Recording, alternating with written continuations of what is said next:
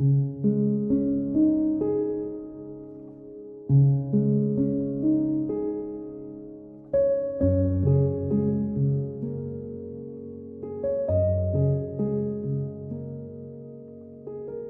Anna White is my name. Well, that's my marriage name now. You don't want me single name, so you don't. Go by Anne White. And I'm living 15 Summerhill, Dublin 1. I am originally from Buckingham Buildings, Artisan Dwellings. I was born and reared there in Buckingham Buildings. It was called Buckingham Village, but it's not that I wasn't born at that time. I was born years ago when it was Artisan Dwellings. Number 20, I was born there. Now, when we were growing up, there was only one bedroom and there was 8 of us in it. And there was 8 flights of stairs up to 8 flights of stone stairs up to it. And it was, you know, at night now it would get very dark, you know, it was a bit scary. But all the fellas used to be standing at the corner, all the neighbours' sons, like we all grew up together. And once they were there, we weren't afraid to go up because we knew we were safe. My mother and father were country and they had a different outlook on life. My father was living in Buckingham Buildings before he met my mother. He was from Westmeath, Kinnegad, and my mother was from Kildare. He was a signal man on the railway, but he had that little place up in Buckingham Buildings, Artisan Dwellings. And then when he met my mother, like he got married for her and he brought her up there. And we were all born there, but they never separation. I never heard my mother and father fighting, never. Never heard him. They sitting, there was the two. My father had a little furrow in the corner and my mother had a little chair there. They used to sit each side the fire and there would be conversation. Married in 1953 and had me first in 1954. Then I had Adam quick. I had 6 full births and about miscarriage. But that's the way it was then. And then you had your ups and downs, but marriage life wasn't a bed of roses, let me tell you.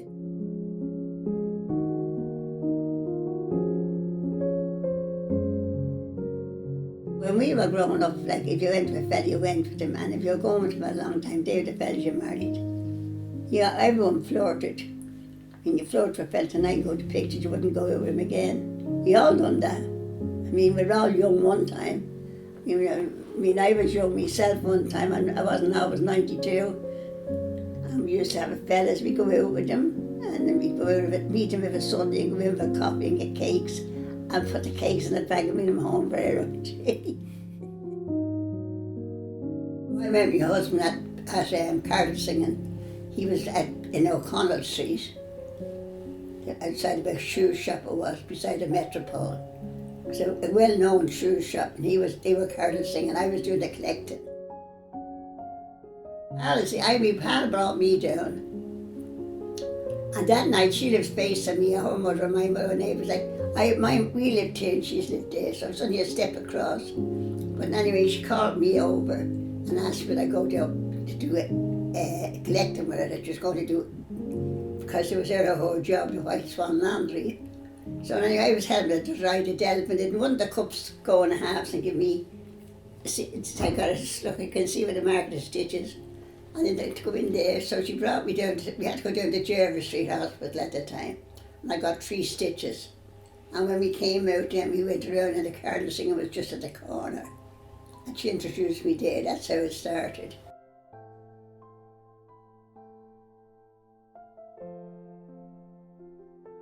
I worked as a brush breaker, making paintbrushes.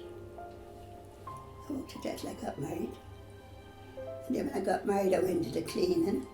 After I was married now, I went back to work.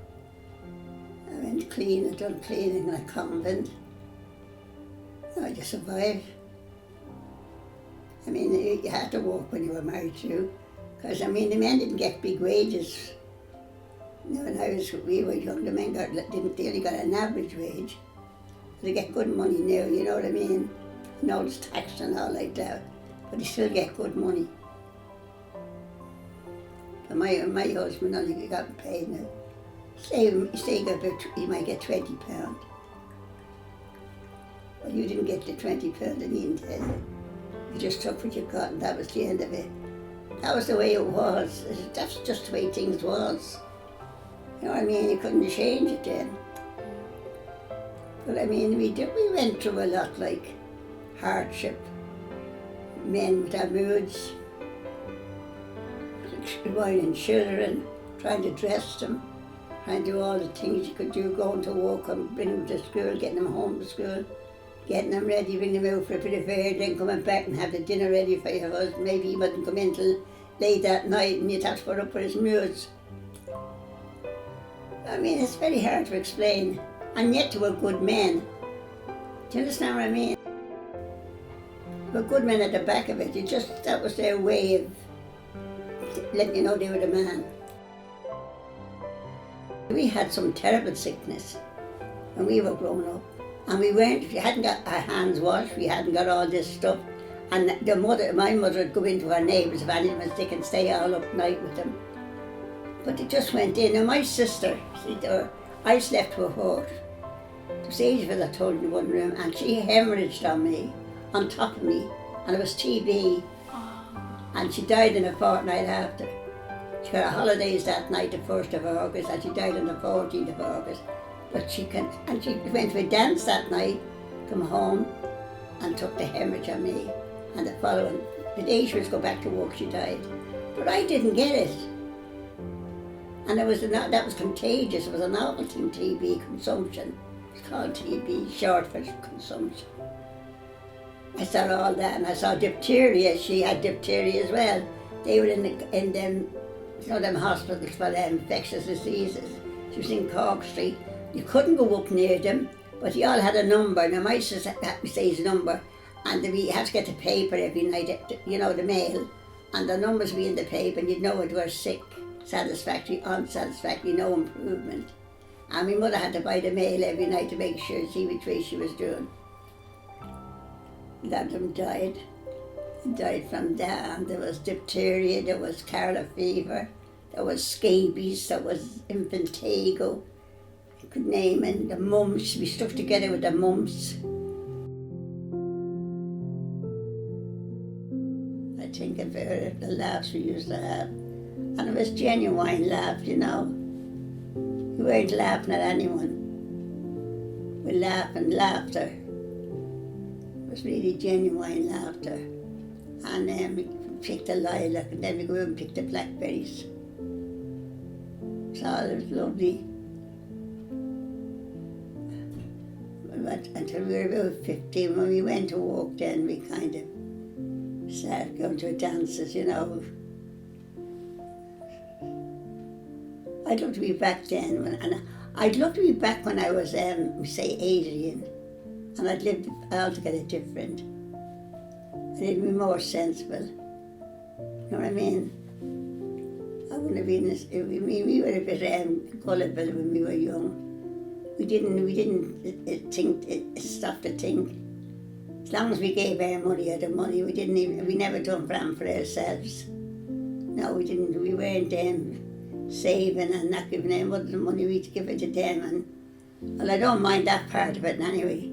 I'm tired to do that, but there's a lot of things you'd love to have done. I would have loved to have done anyway.